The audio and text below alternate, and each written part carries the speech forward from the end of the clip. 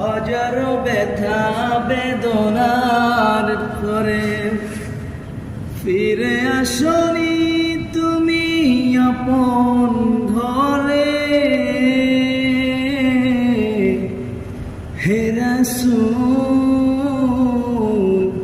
তোমাকে ভুলি আমি কেমন করে। হে রাসূল তোমাকে ভুলি কেমন করে। হাজারো ব্যথা বেদনার পরেও ফিরে আসনি তুমি আপন ঘরে। চলে গেলে মদিনা মক্কা ছেড়ে